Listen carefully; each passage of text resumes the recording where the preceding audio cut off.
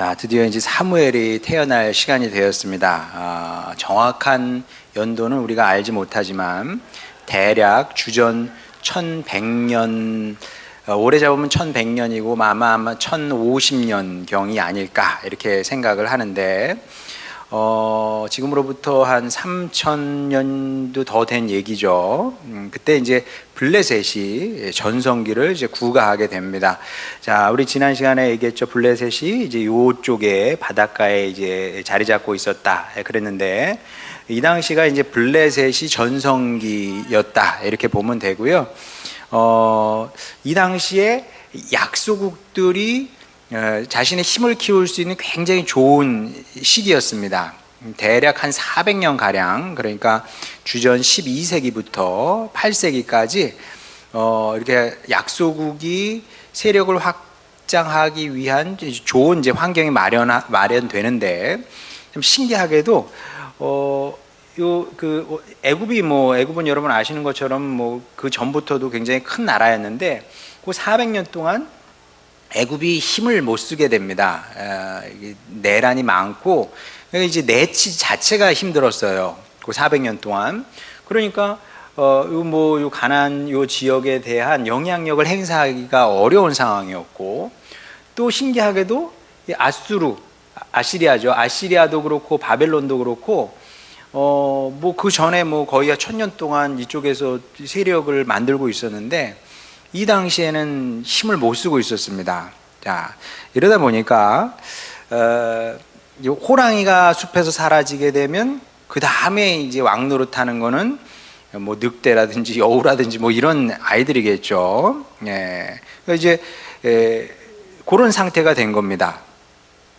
블레셋이 이 기회를 아주 잘 활용을 해서 자기의 이제 힘을 키워 나가게 되는데, 마침 또 이스라엘이 여기 자리를 잡긴 했는데, 여러분 아시는 것처럼 이스라엘이 하나님과의 관계가 계속 안 좋았거든요.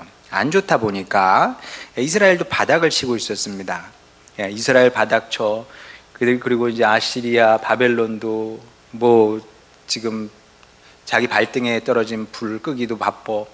애굽도 마찬가지야. 그러니까 작은 나라이긴 했습니다만은 도시국가죠. 도시국가 요 나라들이 여기에 있던 그 블레셋이 힘을 키우기 시작을 합니다. 그러면서 지역적으로도 좋잖아요. 이게 바닥 근처에 있으니까 여러 지역에서 오는 경제, 이렇게 물건들, 물품들 이런 것들을 중개 무역을 통해서 부를 축적하게 됩니다. 그리고 이 돈이 많아지게 되면 당연히 이제 군비로 쓸 수 있는 여유가 있잖아요.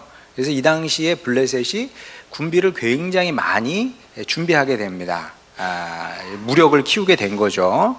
그래서 이제 기록에 의하면 이 당시 블레셋은 철기 그 무기를 갖고 있었고, 고도의 철기 무기를 갖고 있었고, 철기 무기만 갖고 있던 것이 아니고 전차 비슷한 거 있잖아요.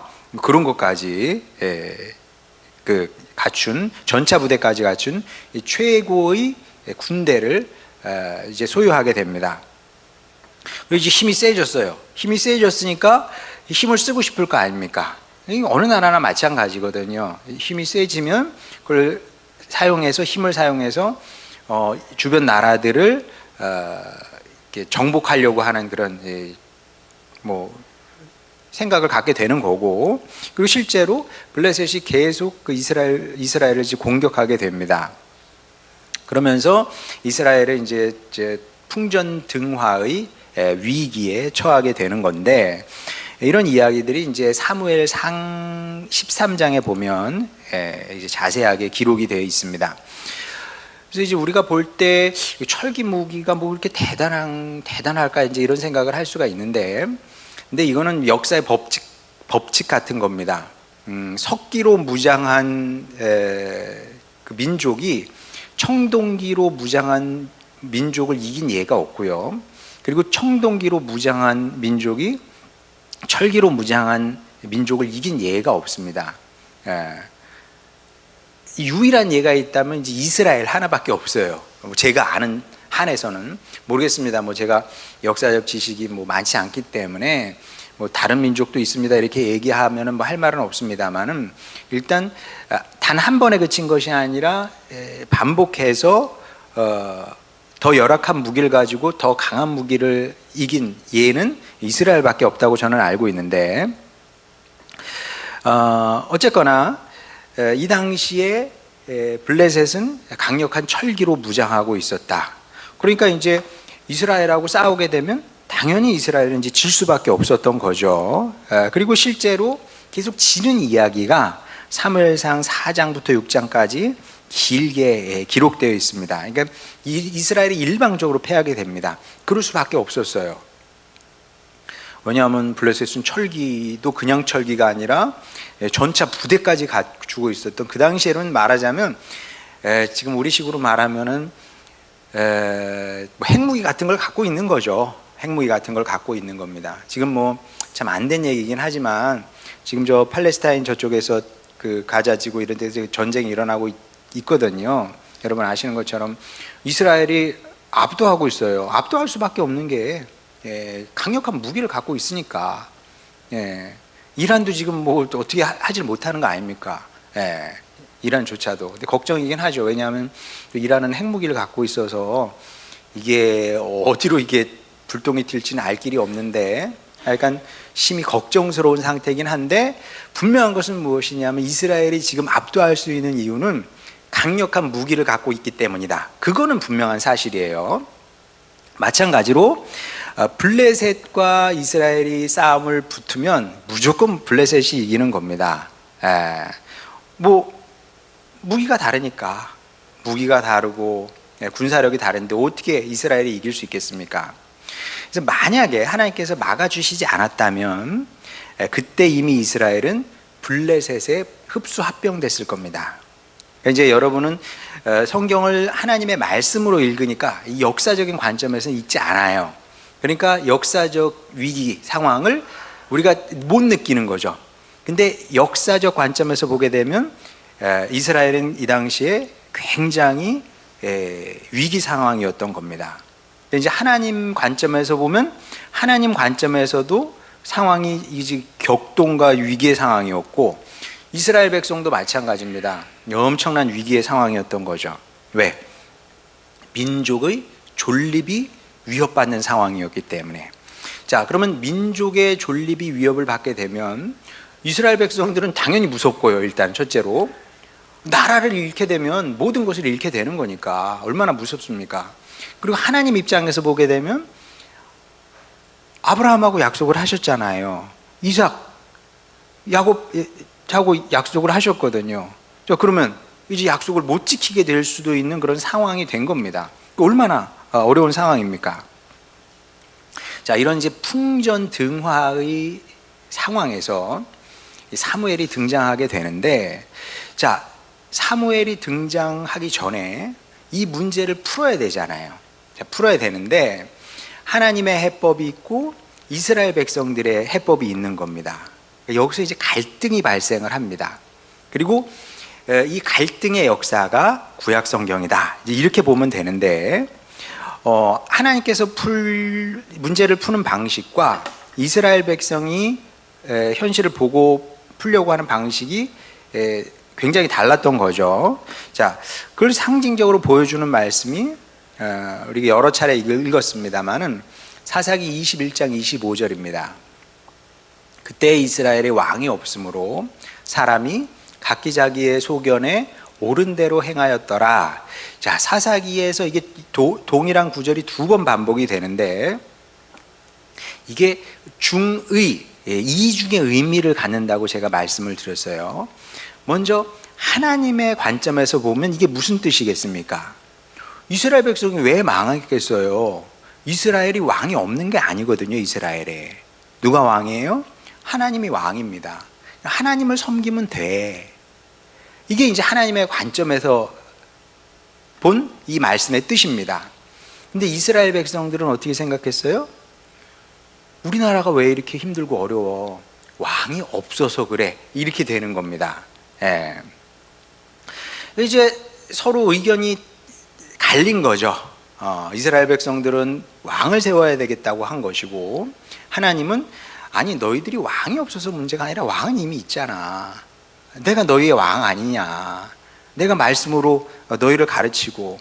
사실 그 어떤 나라가 성립하기 위해서는 몇 가지 조건이 필요하지 않습니까? 이 고대에 땅이 필요하고, 그 다음에 백성이 필요하고, 통치 시스템이 필요하고, 그 다음에 또 필요한 게 있다면 법이 필요한 거겠죠. 뭐 군사력 이런 거는 다 따라오게 돼 있습니다. 이스라엘에 다 있어요. 하나님이 있잖아요. 그러니까 하나님을 왕으로 섬기면서 하나님 말씀에 순종하면 이제 살게 되는데, 이스라엘 백성들은 다르게 생각을 했던 겁니다. 어떻게 생각을 했냐면 이렇게 생각하지 않고 이렇게 생각을 한 거예요. 사무엘상 8장 19절에서 21절 보면, 백성이 사무엘의 말 듣기를 거절하여 이르되 아니로소이다. 우리도 왕이 있어야 하리니 우리도 다른 나라들 같이 되어 우리의 왕이 우리를 다스리며 우리 앞에 나가서 우리의 싸움을 싸워야 할 것이니이다 하는지라. 자, 보시다시피 이것이 이제 그 인류 역사에서 이게 계속 반복이 되는데, 이제 하나님과 하나님 백성 사이에서도 이게 의견 충돌이, 동일한 의견 충돌이 계속 일어나게 됩니다. 하나님은 우리에게 뭘 요구하시냐면 너희는 달라야 된다. 달라야 산다. 다른 백성과 달라야 너희가 사는 거지. 그들을 따라가면 너희 죽는다. 계속 이제 이 말씀을 하시고, 반면에 이스라엘 백성들은 뭐라고 얘기합니까? 아니요. 우리도 다른 나라처럼, 다른 민족처럼 되기를 원합니다. 이 주장을 계속 했던 거죠. 이제 구약 성경 전체가 사실은 이런 이야기가 반복되고 있다고 여러분이 보면 되는데, 요거를 간단하게 정리하면 이렇게 얘기할 수 있습니다. 구별과 순응이에요. 그러니까 하나님은 우리에게 구별된 백성으로 살라고 하시고, 이스라엘은, 그리고 이제 사람이, 성도가 시험에 든다든지 타락하게 되면 자꾸 이제 순응하고 싶어지는 그런 욕망이 도는 거죠. 구별되기보다는 순응하고 싶은 겁니다. 근데 이제 구별은 이제 다른 말로 하면 성경에 뭐 성결, 거룩 이렇게 이제 말씀을 합니다만은, 이걸 우리가 도덕적인 개념하고 이제 헷갈리면 안 됩니다. 그러니까 이제 우리가 구별돼야 된다고 했을 때, 구별은 구약 이스라엘 백성들도 구별된 삶을 살아야 되잖아요. 우리도 마찬가지로 성도로서 이제 구별된 인생을 살아야 되는데, 근데 이 구별됨이라는 것은 무엇이냐면 단순히 이제 도덕적인 이제 구별을 얘기하는 것이 아니고, 이게 관계적인 의미를 얘기합니다. 관계적인 거. 관계적인 의미 뭐 어려운 건 아닙니다. 쉽게 생각하면 부부 관계를 생각하면 되는데, 부부 사이에서 가장 중요한 것은 무엇이냐면 뭐 정절 뭐 이렇게 얘기를 할 수 있을 겁니다. 그렇죠. 부부 사이에는 이제 정절이 있어야 돼요. 남편은 아내에 대해서, 또 아내는 남편에 대해서. 쉽게 얘기하면 이 세상에 난 당신밖에 없어. 이게 정절 아니겠습니까? 자, 그게 중요한 겁니다. 그러면 깨끗한 거예요. 자, 이런 사람은 좀 도덕적으로 좀 부족할 수 있어요. 사람은 누구나 도덕적으로 부족할 수 있잖아요. 좀 뭐 인격이 좀 덜 됐을 수도 있고, 아니면은 뭐 법을 제대로 안 지키는 부분이 있을 수도 있고, 뭐 그런다고 해서 이혼하자고 그러진 않잖아요. 그런다고 해서 이혼하자고 그러진 않아요. 근데 정절을 깨? 그러면 이제 문제가 생기는 거죠. 이제 하나님과 우리의 관계도 사실은 마찬가지거든요. 하나님께서 우리에게 요구하시는 것은 무엇이냐면, 내가 너만을 아는 것처럼 너도 나만 알아야 돼, 이런 겁니다. 자, 근데 이런 것들이 때로는 우리들에게 좀 숨막힌다 그래요. 숨 막혀. 하나님 나만 안 돼. 나도 하나님만 알아야 돼. 얼마나 숨막히게 느껴질 수도 있을 것 같아요. 근데 사실 부부관계에서 우리가 그렇게 생각하진 않잖아요. 그렇죠? 내가 내 남편만 알고 내 아내만 알아. 그리고 뭐 배우자에게 그걸 요구해. 그러면 상대방이 숨 막혀 막 이렇게 생각하지는 않거든요. 근데 하나님과 우리의 관계도 사실은 마찬가지인데, 근데 이제 사람들이 그렇게 생각하는 경향이 있어요. 뭐 그러다 보니까 말하자면 문제가 생기는 거죠. 문제가 생기고, 또 교회 밖에 있는 사람들이 기독교인들은 너무 배타적이다 막 이렇게 얘기를 하는데, 그때 여러분 뭐 이렇게 찌그러들고 막 자신감을 잃고 이러면 안 돼요. 이 부부관계하고 똑같은 거니까 당연하게 생각을 해야지. 그래, 뭐 왜 꼭 내가 한 여자만 알고 한 남자만 알아야 돼. 다른 남자 다른 여자를 알 수도 있지, 이렇게 생각하지 않거든요. 마찬가지로 하나님도 이제 그런 관계적인 배타성을 요구를 하셨던 건데, 이스라엘 백성들은 뭐 우리 성경을 보면 여러분도 확인하는 바입니다만은 그렇게 생각하지 않고, 아니 꼭 내가 하나님을 안 섬기는 건 아니야. 그렇지만 세상에 신들이 많고 다른 신들의 장점도 많이 있으니까 다른 신을 또 섬길 수도 있는 거지. 뭐 이 신도 섬기고 저 신도 섬기고 뭐 이렇게 이제 살았던 거죠.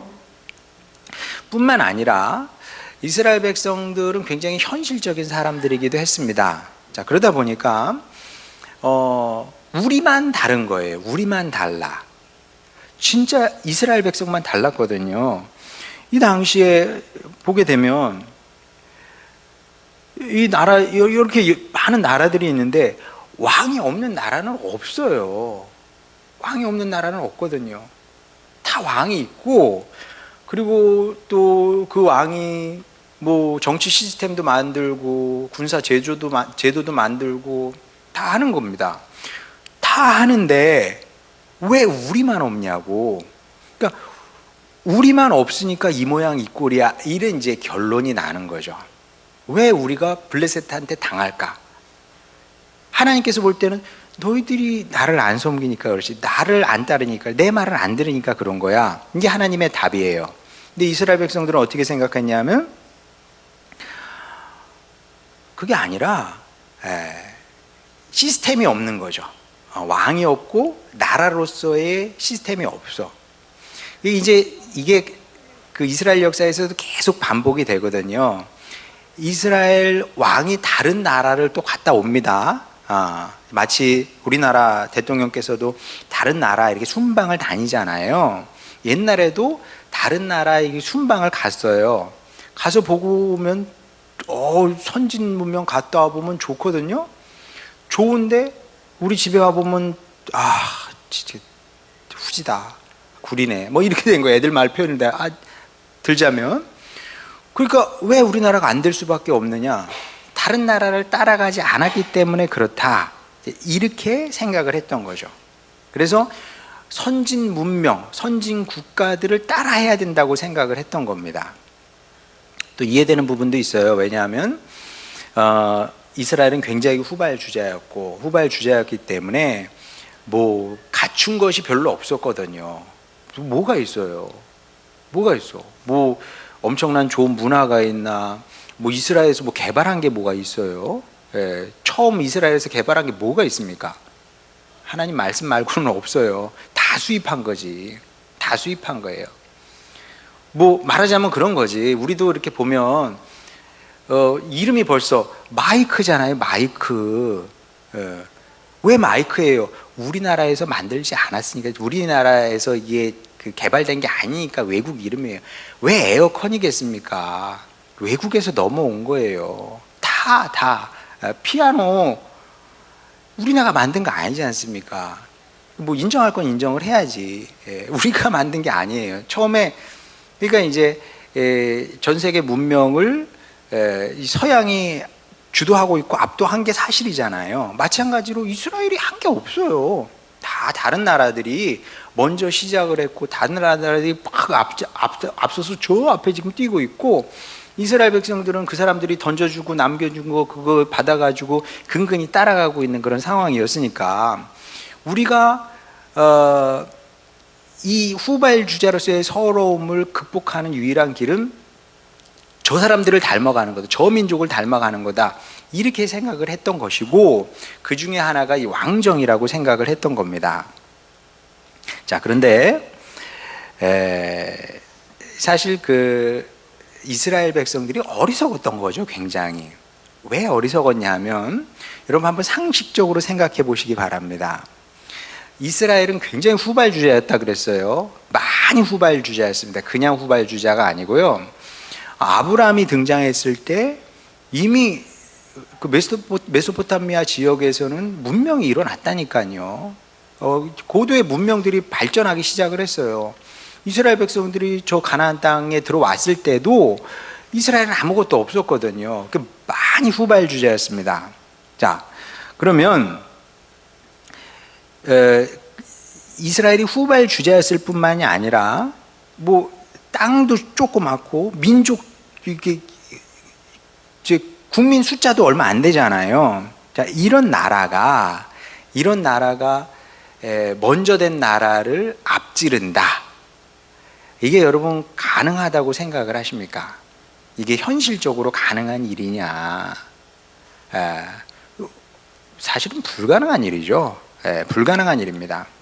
그냥 그런 예가 글쎄 거의 없다고 봐야죠. 역사 속에서도.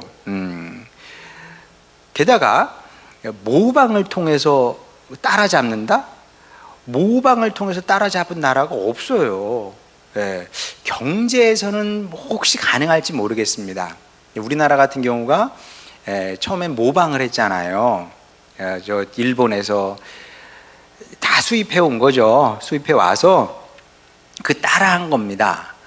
따라하다 보니까 어느 순간 우리도 기술을 갖게 됐고, 그래서 이제 세계 1등 그 자리까지 오르게 된 거죠. 사실 뭐 여러분 아시는 것처럼 자동차도 지금은 자동차 뭐 세계 1, 2, 3등 뭐 이렇게 된다고 하지 않습니까? 근데 처음부터 그랬습니까? 이제 모방하다가 기술을 배우고 따라잡아서 여기까지 온 건데, 근데 이런 예가 거의 없거든요. 다른 나라 중에 우리나라처럼 이렇게 한 나라가 어디 있어요? 없어요. 없어. 망한 나라는 많아도 아르헨티나 잘 살다가 폭삭 망하지 않습니까? 예, 그렇게 된 예는 많아도 모방을 통해서 어떻게 세계와 견줄 수 있는 실력과 능력을 갖게 된 나라는 뭐 우리나라 말고는 드물죠. 근데 국가 권력은 더 어려운 거거든요, 이것이. 왜냐하면 모방을 통해서 따라잡아지지도 않거니와, 그리고 따라잡을만 하면 다른 나라들이 가만두지 않거든요. 후려칩니다. 어쭈 많이 컸네, 손 좀 봐줘야겠네. 애굽이 쳐들어오고 아시리아 쳐들어오고 또 바벨론 쳐들어오고 그렇게 되는 겁니다. 가만두지를 않는다니까요. 자, 그래서 이스라엘 백성에게 필요한 것은 수능이 아니라 모방이 아니라 혁신이었거든요. 혁신. 진짜 혁신이에요. 혁신. 경제인들이 얘기하는 거 모방 가지고 안 된다. 혁신이 필요하다. 그러니까 하나님께서 이스라엘 백성에게 요구했던 게 혁신이거든요. 혁신의 길을 제시한 겁니다. 다른 나라는 다른 나라 방식으로 살라 그래. 왕을 세우고 군사력을 키우고 그들의 방식으로 살라 그래. 근데 너희는 달라야 된다. 그 다름이 뭐예요? 그 다름이 무엇이냐 하면 하나님을 믿고 따르고 의지하고 그분의 말씀을 지켜 사는 백성이 되라는 거죠. 그러면 너희가 멋진 나라가 될 수 있고 훌륭한 나라가 될 수 있고 강력한 나라가 될 수 있다고 말씀을 통해서 계속 얘기를 하신 거거든요. 근데 이스라엘 백성들이 볼 때 안 돼, 이래서는 안 될 것 같은 거니까, 이래서는 안 될 것 같은 거죠. 사실 근데 우리도 마찬가지거든요. 우리가 이제 왜 하나님의 말씀에 온전히 헌신을 못하게 되냐 하면, 그래서 진짜 될까? 안 될 것 같은 거예요. 안 될 것 같은 거. 안 될 것 같으니까 그게 헌신이 안 되는 거죠. 근데 여러분 항상 기억하셔야 됩니다. 하나님은 우리에게 이 모방하라고 얘기하시는 것이 아니라 혁신을 얘기하시는 거죠. 다른 사람은 가지 않는 그 길을 한번 가보라는 거예요. 그러면 어떻게 된다? 하나님께서 기뻐하시는 민족이 되는 것이고 가정이 되는 것이고 또 개인의 삶을 그런 축복된 인생을 살게 된다. 이제 이런 말씀을 하시는 거죠. 어쨌든 이스라엘 백성은 이런 이제 혁신을 거부하고 그 다른 나라들을 모방하는 그 길을 걸어가게 되죠. 자, 그런데 이제 하나님이 참 재미있죠. 그러니까 이제 이스라엘의 역사를 이렇게 돌아보게 되면 참 하나님도 참 독특하신 분이다. 나 같으면 그 고집을 꺾을 텐데, 꺾고 싶을 텐데. 왜냐하면 여러분들 이제 부모로서 살다 보면 자식이 이제 하윤이가 그래요. 아빠 저는 뭐 축구 선수가 막 되고 아빠 저 축구하는 거에 대해서 어떻게 생각하세요? 저는 뭐라고 얘기하냐면 저는 가급적이면 사실을 얘기합니다. 쓸데없는 희망을 주지 않아요. 운동신경은 너는 없어. 운동신경은 없어. 그러면 애가 얼굴이 기분이 이게 뭐야? 운동신경 아빠 보니까 준우는 운동신경이 있더라. 근데 준우도 운동하면 안 돼. 그냥 취미로 운동 말 그대로 운동이니까 그렇게 재미로 하고 또 건강을 위해서 하는 거지. 그걸 직업 삼아서 하면 안 되는 거야. 왜요? 왜긴 운동은 그 시대에 그 나이 또래에서 제일 잘하는 한두 사람만 성공할 수 있는 거거든. 공부가 훨씬 쉽다? 공부가 훨씬 쉬워요. 여러분 생각해 보세요. 서울대학 가는 게 쉽겠어요? 그 축구선수 해가지고 프로 입단하는 게 쉽겠어요? 그 비교 대상이 되지 않습니다. 축구뿐이겠어요? 야구도 마찬가지고 농구도 마찬가지고. 그러니까 너는 그냥 재미로 해. 재미로 하고, 그리고 이제 다른 거 우리 기도하면서 이제 주님의 길을 찾아보자. 그러면 자세하게 설명을 해주죠. 아빠는 사실을 얘기해 주는 게 너한테 도움이 된다고 생각해. 어려도 쓸데없이 뭐 그냥 너 다 잘해, 뭐 훌륭해 막 이래가지고 진짜 그렇게 생각하고 하면 그것도 좀 골치 아픈 거니까. 근데 자식이 그렇게 나올 수 있거든요. 이제 망하는 길을 걸어가려고 하는 거예요. 망하는 길. 그래도 아빠 제가 축구를 하고 싶습니다. 근데 제가 볼 때는 아빠로서 얘는 축구보다 예를 들어서 뭐 과학자가 되는 게 낫다 이렇게 생각할 수 있잖아요. 근데 하나님은 더 잘 아실 거 아니에요. 하나님은 더 잘 아세요. 그러니까 이스라엘 백성들에게 더 잘 아시기 때문에 가르쳐 주신 거거든요. 자, 그러면 내가 부모로서 맞아. 얘는 과학자의 길을 걸어가야 되는데 계속 축구 선수를 하겠다는 거예요. 축구장 가서 살아 아주 그냥. 자, 그러면 어떻게든 고집을 꺾어보려고 노력은 하겠죠. 그럼 여러분이라면 어떻게 하겠어요? 보통 이제 뭐 부모님마다 다르지만 끝까지 꺾어가지고 애를 과학자로 시키는 부모도 있겠죠. 근데 그렇게 안 되는 경우도 많이 있을 텐데 그렇게 되면 부모로서 마음이 얼마나 힘들겠어요. 낙심이 되고 얘가 이제 망할 길을 가는구나, 안 될 일을 가는구나. 바꾸고 싶으면 진짜 바꾸고 싶은 마음이 굴뚝 같죠. 그런데 우리 하나님은 어떤 방식으로 일하냐면 하나님이니까 하실 수 있잖아요. 뭐 이제 다리 몽둥이를 부러뜨려서라도 그런 망해 이 자식아 그러면서 그냥 시키는 대로 해. 왕 없어! 막 이럴 것 같은데 왕을 주시거든요. 왕을 주시고 달라고 하니까 그리고 이제 그 다음에 또 뭐 당연히 문제는 생기죠.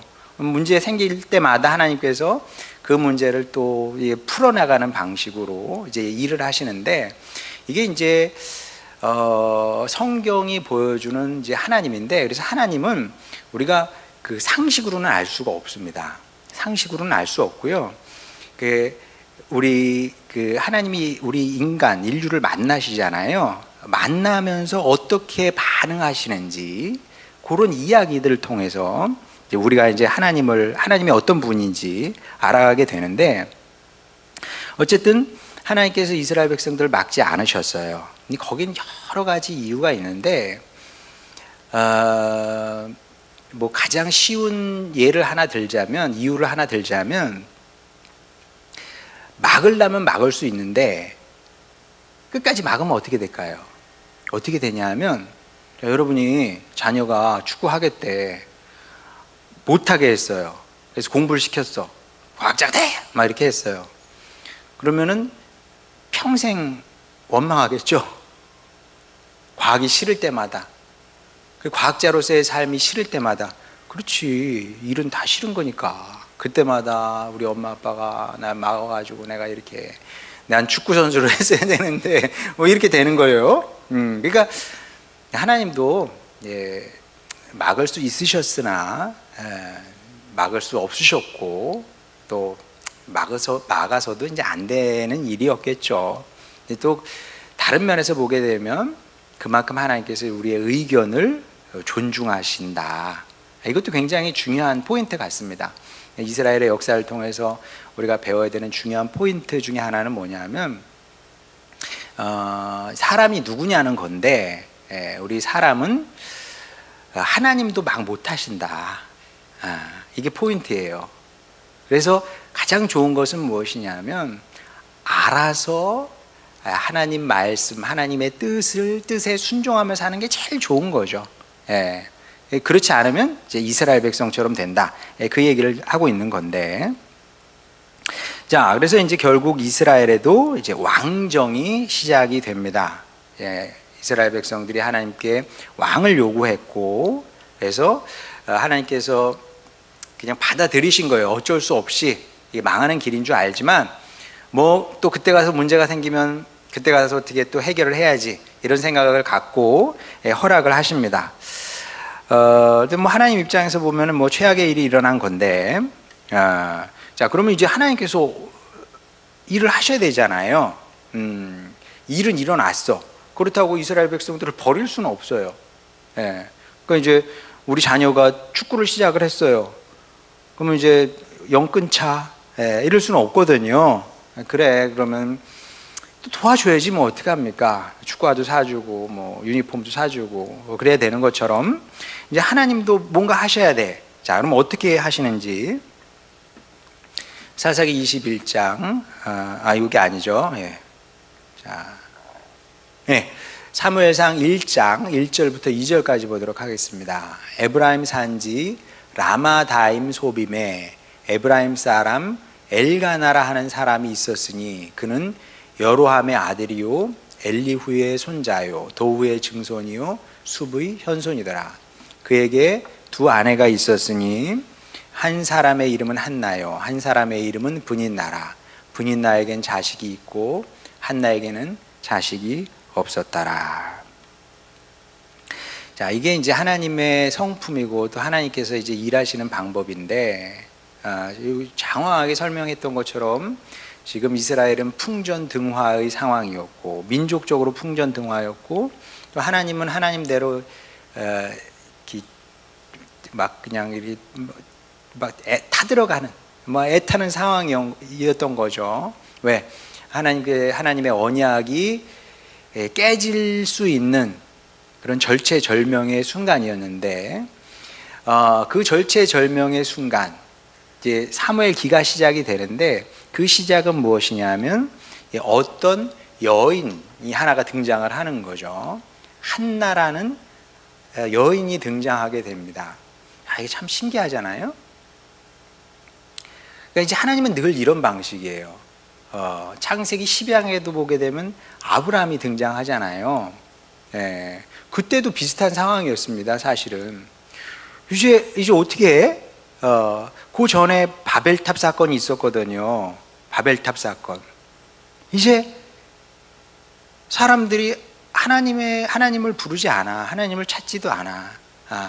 그럼 이제 어떻게 되는 거야, 세상은? 굉장히 어려운 상황이었거든요. 그때 하나님께서 참 엉뚱하게도 아브라함이라는 목동을 부르신 거예요. 근데 비슷한 시기에, 비슷한 상황에서 하나님께서 한나라는 여성을 부르시게 됩니다. 이제 하나님께서 한나라는 한 여성을 주목하여 보신 거죠. 이게 이제 하나님께서 일하시는 방법인데, 이 사실을 통해서 또한 우리에게 가르치시는 사실이 있습니다. 이런 말씀을 통해서 우리가 뭘 배워야 되냐면, 우리 성도의 인생이 얼마나 이제 소중하고 귀한 것인지, 그런 걸 배우게 되는 거죠. 왜냐하면 성경은 역사책이면서도 역사책이 아니거든요. 제가 지난주에 목회 칼럼에 썼던 것처럼 성경의 이야기는 어찌 보면 그냥 남의 이야기잖아요. 뭐 이거 픽션이라고 얘기하는 사람도 많아요. 픽션처럼 보여요. 근데 사실이죠. 역사고 사실입니다만은 픽션처럼 보이는데, 근데 이게 내 얘기거든요. 아브라함 얘기뿐만 아니라 내 얘기이기도 한 겁니다. 한나가 나하고 무슨 관계가 있어요? 그렇죠? 한나가 우리하고 무슨 관계가 있습니까? 근데 한나는 우리의 얘기이기도 하거든요. 이게 성경이 다른 책과 구별되는 확실한 차이입니다. 여러분 단군 신화 한번 보세요. 단군 신화를 보면서 거기 곰, 호랑이 나오잖아요. 거기 곰, 호랑이 보면서 내 얘기네 그래요? 그렇게 읽는 사람 한 명도 없어요. 누가 책을 그렇게 읽습니까? 아무리 우리 민족의 신화라고 해도. 근데 성경은 그게 아니라 아브라함의 이야기가 내 얘기고 한나의 이야기가 내 얘기거든요. 어떤 얘기? 하나님께서 나를 아브라함처럼 생각하시는구나, 한나처럼 생각하시는구나. 진짜 그렇게 받아들여야 돼요, 성경을 읽을 때는. 근데 물론 이제 또 그렇게 생각할 수 있죠. 그래도 목사님, 그래도 아브라함을 통해서 뭔가 일이 일어났잖아요. 한나를 통해서 뭔가 일이 일어났잖아요. 나를 통해서는 아무 일도 안 일어나는데요? 그럼 아브라함이 자기를 통해서 뭐가 일어나는지 그거 알았어요? 한나는 뭐 알았나? 룻은 뭐 알았어요? 살아보고 나니까, 천국에 가니까 그게 놀라운 일이었던 거죠. 그래서 제가 누차 얘기합니다마는, 만약에 눈에 보이는 것이 전부라면 제가 어떻게 지금 상황에 이렇게 만족하고 목회를 하겠어요? 그렇잖아요. 눈에 보이는 게 전부라면. 일당 100, 일당 1000, 일당 만을 생각을 하는 거죠. 저는 장원영 주사님 보면서 곱하기 1000 이렇게 1000명의 가치가 있다 생각하고 10,000명의 가치가 있다고 생각하고 목회를 하는 겁니다. 그러니까 여러분도 내가 나 하나 뭐 잘 돼봐야, 뭐 열심히 해봐야 무슨 의미가 있겠어. 그러니까 안 되는 거예요. 믿음을 가지시고, 내가 부족하지. 그럼요, 우리가 부족하죠. 부족하고 연약하고 넘어지고 쓰러지고. 다행히 아브라함도 그랬어. 아브라함도 쓰러지고 넘어지고, 또 믿음이 약해져서 애굽으로 내려가기도 하고 거짓말도 하고. 또 우리 얘기잖아요, 사실은. 근데 하나님께서 정말 무명의 사람을 보신 겁니다. 근데 이 시대에도 마찬가지로 하나님께서 무명의 사람인 우리를 보고 계시다는 사실을 여러분이 생각을 해야 되는 거죠. 근데 이게 인간적인 차원에서 보게 되면 정말 어처구니 없고 기가 막히죠. 왜냐하면 지금 이스라엘이 망하게 생긴 마당에 이게 뭐 한나에 주목하셔가지고 무슨 일을 하시겠다고. 이 뭐 얼마나 웃기는 일이겠습니까? 고작 이 산골짜기거든요. 사실 에브라임 산골짜기. 말하자면 우리나라로 치면 그 강원도 산골짜기예요. 물론 이제 한나가 살던 시대하고 우리 시대는 좀 다르기는 합니다만은 그 시골에 사는 그 한 가정, 그리고 그 가정의 한 여인, 그 사람에 주목한다는 것이 이제 얼마나 웃깁니까? 헛웃음이 나죠. 뭐 이거 가지고 뭐 어떻게 하겠습니까? 자, 그런데 우리가 이제 하나님의 역사하신, 하나님의 일하심을 늘 생각할 때 기억해야 되는 중요한 말씀이 이사야서 55장 말씀입니다. 55장 8절에서 9절. 이는 내 생각이 너희의 생각과 다르며 내 길은 너희의 길과 다름이니라. 여호와의 말씀이니라. 자, 이제 하나님께서 하나님은 늘 그런 것 같아요. 그러니까 이제 여러분이 이게 나라에도 흐름이 있고 세계사적인 흐름도 있잖아요. 이제 근심 걱정이 될 때가 많이 있어요. 그렇죠? 이게 어떻게 될 것이냐. 뭐 여러분은 뭐 크게 걱정하지 않으시겠습니다만 저희만 해도 이제 딸애가 뭐 하여간 직접적으로 관련이 있으니까 이게 의정 대란이 어디로 갈 것인지, 그 다음에 의료 시스템은 어떻게 될지, 뭐 그런 걱정이 왜 안 되겠어요, 그렇죠? 됩니다만은 뭐 그것뿐이겠습니까? 다른 뭐 걱정되는 게 굉장히 많이 있죠. 근데 하나님께서 생각하시는 방향은 분명히 있을 것이다. 그런 것들이 이제 우리의 믿음과 확신이고, 우리가 사람이 생각하는 방식이 또 있어요. 사람이 볼 때는 이러이러한 방식으로 해결이 돼야 돼. 근데 하나님의 방식은 다를 수 있다는 것을 항상 염두에 두고 살아야 됩니다. 왜냐하면 제가 만약에 하나님이라면 아브라함을 부르지 않아요. 한나 가지고 도대체 뭘 합니까? 예, 나라가 망하게 생겼는데 뭐 한나 부르면 뭐 새로운 게 납니까? 자, 그런데 이게 이제 하나님께서 일하시는 방법이 이렇다는 거죠. 그러니까 우리가 알 수 없는, 우리가 예상할 수 없고 우리가 이해할 수 없는 방식으로 하나님은 항상 세상을 이끌어 오셨습니다. 자, 그래서 이제 예수님을 통해서, 예수님의 십자가를 통해서 세상을 구원하신 것도 사실은 마찬가지예요. 이게 보통 사람이 생각할 수 없는 방식이거든요. 자, 그래서 우리가 이제 늘 겸손해야 되는 거다. 겸손해야 되고요. 뭐 이래야 된다 막 주장을 할 필요도 없고, 반드시 이래야 된다고 주장할 것도 없고, 우리가 겸손하게 하나님의 길은 무엇인지, 하나님의 뜻은 무엇인지 이렇게 기도하면서 이제 찾아가야 되는 거죠. 찾아가야 되는 것이고, 그리고 이렇게 살았던 사람들이 성경에 나오는 이제 우리 믿음의 조상들이 그렇게 산 겁니다. 그리고 그들을 통해서 하나님께서 아주 독특한 방식으로 구원의 역사를 이제 이루어 오셨던 것을 우리가 보게 되는데, 그래서 이제 이런 점에서 성경 말씀도 우리가 잘 이해를 해야 되는데, 성경에 보게 되면 하나님은 전능하신 하나님이라고 그러잖아요. 이게 개념적인 이해가 아니고요. 이사야서 이 말씀이 맞는 겁니다. 하나님의 길이 너무나 독특해. 너무나 달라. 근데 하나님께서 오르셨어.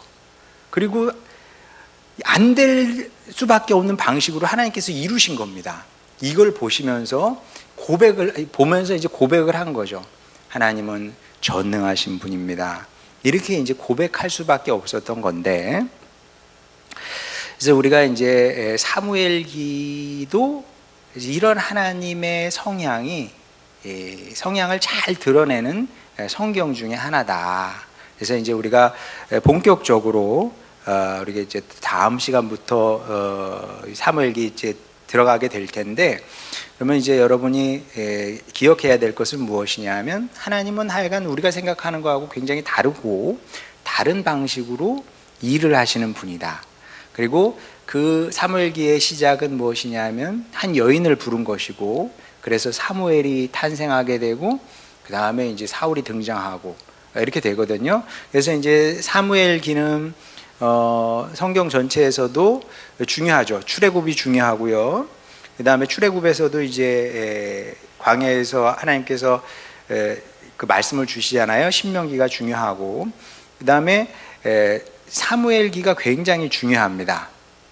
사무엘기를 통해서 하나님께서 당신의 백성과 어떤 관계를 맺으시고 어떤 방식으로 이 문제를 해결해 나가시는지, 그리고 사람들에게 하나님께서 원하시는 것이 무엇인지, 그런 것들도 우리가 사무엘기를 통해서 더 구체적으로 알게 되고요.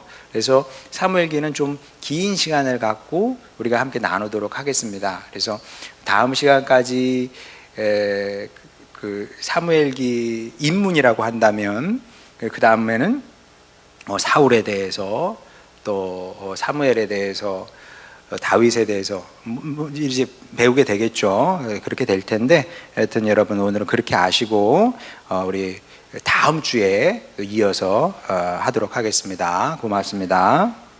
네.